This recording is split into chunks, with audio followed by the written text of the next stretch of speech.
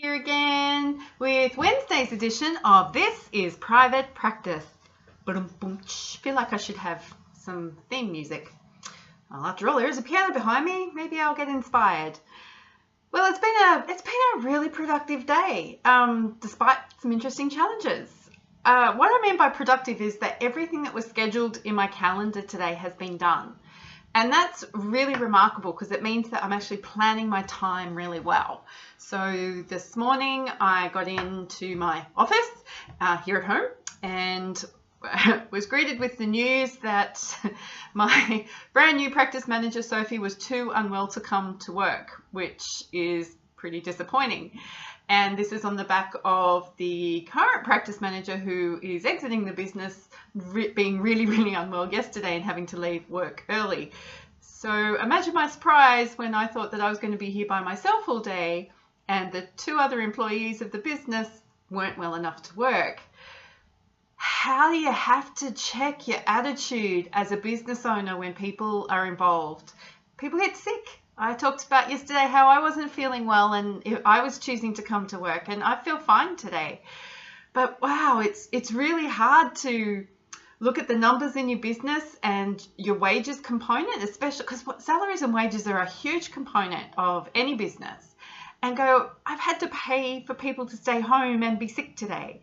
So I've really had to work on my attitude today. And both of them know I'm going to talk about this because we've talked about it, and neither of them are offended, and they know that this is the cost and one of the risks that I take as the business owner, being the business owner. But wow, all day I've been like, man, I know I could have used that money differently. So I've been really checking my attitude today, and my gorgeous sister Adele has been texting me throughout the day, just helping me recheck my attitude. But we all know that a bad attitude leads to bad productivity. Well, if you don't, check it out because it does. So I wrote a blog this morning for Purple Co, so my clinical practice, talking about good rehab and really talking into ownership of good rehab. And what's exciting for me about that is I've really been working on my own writing skills over the last couple of weeks and have had someone speak into that. And the feedback I got today was, Jo, that's the best blog I've read of yours in ages. So that's exciting for me to know that my hard work and my thoughtfulness and learning to craft, because writing's a craft. Writing isn't something that you just do. You actually have to craft writing. So a blog is going up on Purple Co tomorrow, which means my Jo Muirhead blog went out today, and that means that overnight I'll get some comments and feedback around that blog. So that's always exciting. So it's always fun to get comments and feedback on your blogs. Haven't you noticed that when you're in private practice or a business owner? It's horrible putting up a blog and sending out any information, then just going silent.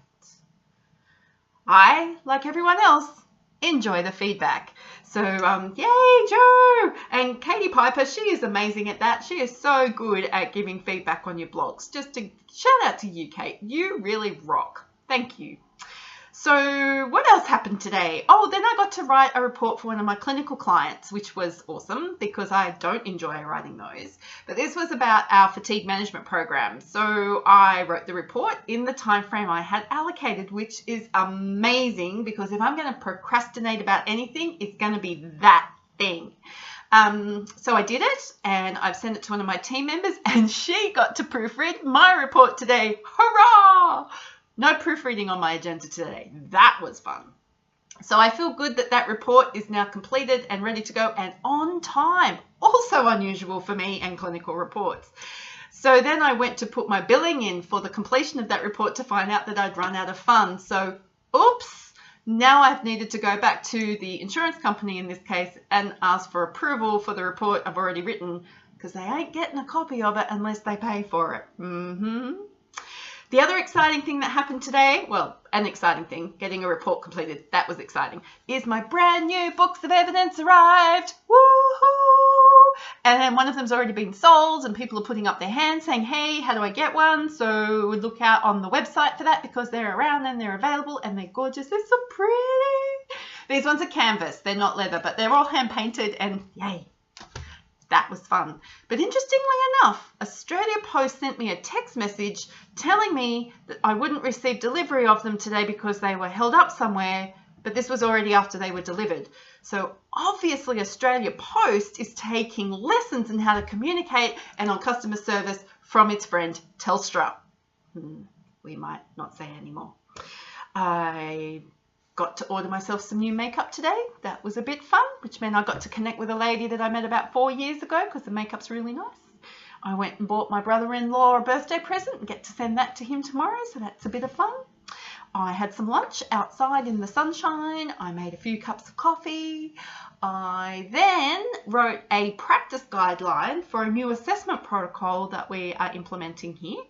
So that required me to understand what it was that we were being asked to do, and then to think about how I wanted my team to be able to complete the work so that they got what was in my head and what had been agreed to into some sort of practice process so that they could actually go away and do the assessment and collate the information.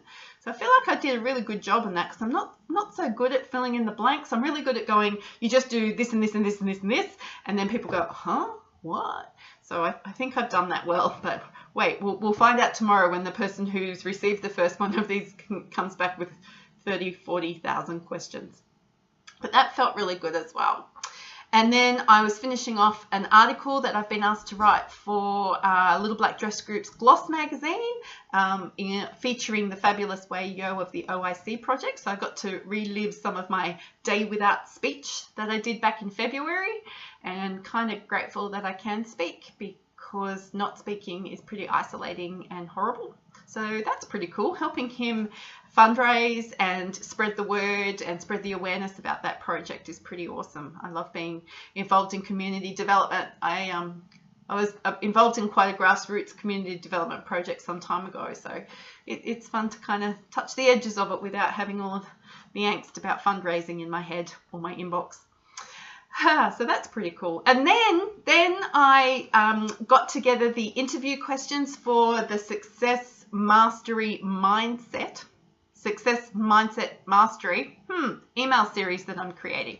So you're probably all aware that I'm running a Success Mindset Masterclass in San Francisco in September, which is cool because somebody bought a ticket yesterday. That's another person coming.